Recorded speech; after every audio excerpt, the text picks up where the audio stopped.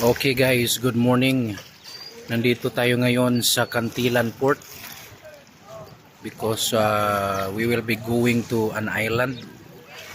Island hopping tayo ngayon guys. So hihintay tayo ngayon sa ating bangka.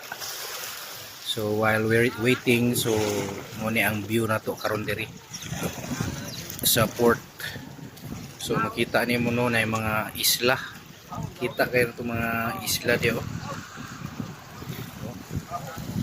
So ato na silang panghapit-hapitan unya.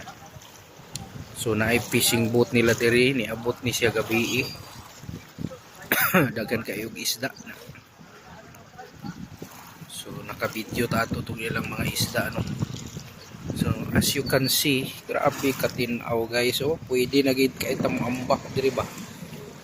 Pwede na gid tamo ambak diri oh. Oh. Tinaw kaayo. Tuwara dito atong mga kauban. Kauban no, nagpahit-pahit na sa sunscreen. Protection sa mainit na araw. So this is Good Friday.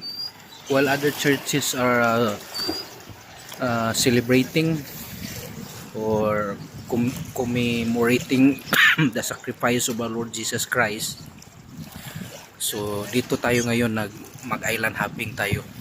So ang celebration natin is ngayon ng Sunday, sa Resurrection Sunday. So ato nang itingob. So muna among view diri guys.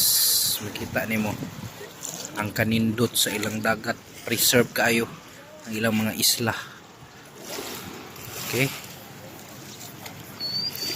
So ganyan lang oh. Duol kaayo na diyo.